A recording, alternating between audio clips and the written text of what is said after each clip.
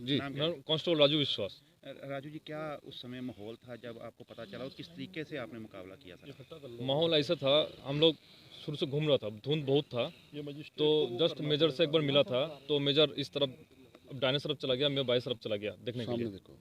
तो अचानक मेरे को फायर का आवाज़ आया, तो मैं भागते हुए आया, तो फायरिंग चल रहा है, तो मैं दौड़ के जाके गया, तो देखा मेजर लेटा हुआ है और चिल्ला रहा है, जो गोली लग गया, गोली लग गया।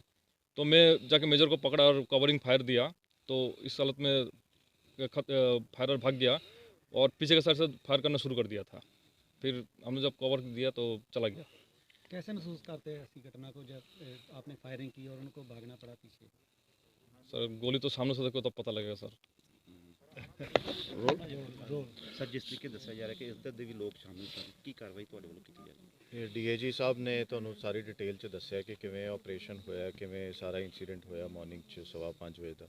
ਸੋ ਉਸ ਤੋਂ ਬਾਅਦ ਜਿਹੜੇ ਆਪਣੇ ਇੰਡੀਅਨ ਸਾਈਡ ਤੇ ਬੰਦੇ ਸੀ ਉਹਨਾਂ ਬਾਰੇ ਜਿਹੜੀ ਸਾਡੇ ਕੋਲ ਇਨਫੋਰਮੇਸ਼ਨ ਹੈ ਆਲਰੇਡੀ, ਉਸ ਇਨਫੋਰਮੇਸ਼ਨ ਤੇ ਵੀ ਵਰਕ ਕਰ ਰਹੇ, ਜਿਵੇਂ ਪੁਰਾਣੇ ਸਮਗਲਰ ਕੋਈ ਸੀਗੇ ਉਹਨਾਂ ਦਾ ਸਰਚ ਕਰ ਰਹੇ, ਉਹਨਾਂ ਤੇ ਰੇਡ ਕਰ ਰਹੇ, ਜਿਹੜੇ ਕੋਈ ਪੁਰਾਣੀਆਂ FIRs ਨੇ ਜਿਨ੍ਹਾਂ ਤੇ ਕੋਈ ਮੇਜਰ ਰਿਕਵਰੀਜ਼ ਹੋਈਆਂ ਉਹਨਾਂ ਤੇ ਵਰਕ ਕਰ ਰਹੇ ਐਂਡ ਹੋਪਫੁਲੀ ਅਸੀਂ ਜਲਦੀ ਬੰਦੇ ਫੜ ਲਾਂਗੇ ਜਿਹੜੇ ਇੱਧਰਲੇ ਪਾਸੇ ਇੰਡੀਅਨ ਸਾਈਡ ਤੇ ਆਏ ਸੀ।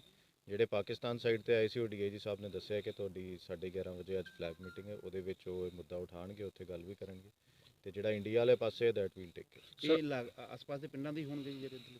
ਕਹਿਣਾ ਮੁਸ਼ਕਲ ਹੈ ਕਿ ਲਾਗੇ ਦੇ ਪਿੰਡਾਂ ਦੇ ਹੋਣਗੇ ਜਾਂ ਦੂਰ ਦੇ ਹੋਣਗੇ, ਬਿਕੋਜ਼ ਸਾਡੇ ਸੈਕੰਡ ਲਾਈਨ ਆਫ ਡਿਫੈਂਸ ਦੇ ਜਿਹੜੇ ਨਾਕੇ ਹੈਗੇ ਉੱਥੇ ਸਾਡੇ ANPR ਕੈਮਰਾਜ਼ ਵੀ ਲੱਗੇ ਹੋਏ।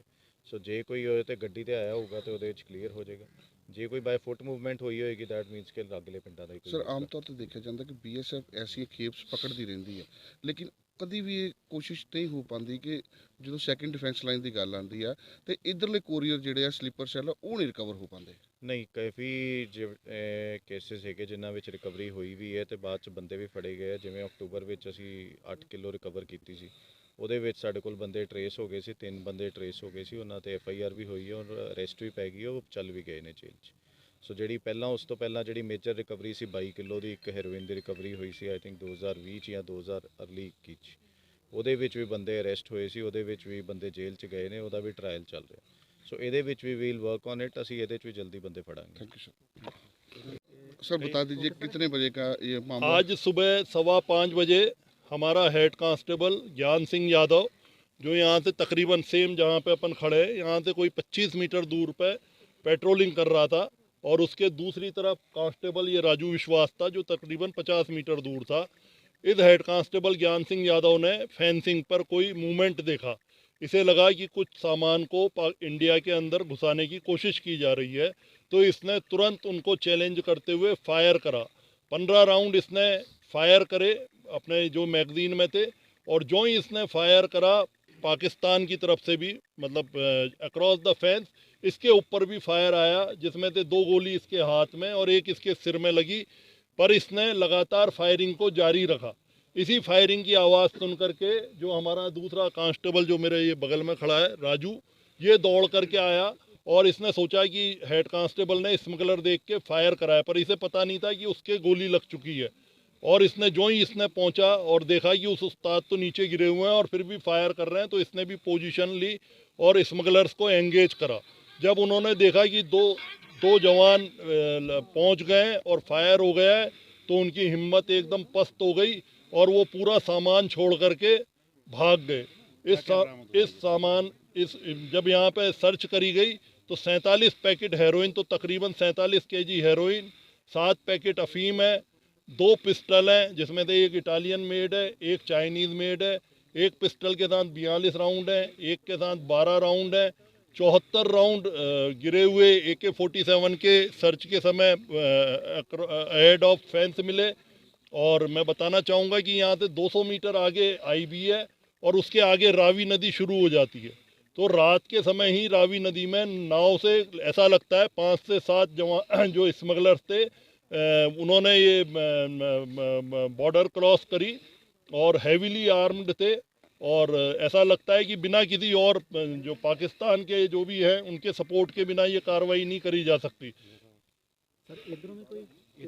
इधर भी ये 3 आदमी बैठे हुए थे, आप देखेंगे तो इनके ये कुर्ते बैठे हैं। हमने वो सर्च डॉग लगाए, SSP साहब से हमने रिक्वेस्ट करी है, पूरी ताकत से पुलिस भी पकड़ने में लगी हुई है। पहले भी इसी जगह पे कोई 1.5 महीने पहले 1 किलोमीटर आगे इस जगह से एक अटेम्प्ट करा था। उस समय भी हमारे बहादुर जवान ने फायर करा था, पर किसी तरह से वो बच करके सामान मतलब नहीं ले पाए थे और निष्फल कर दिया था।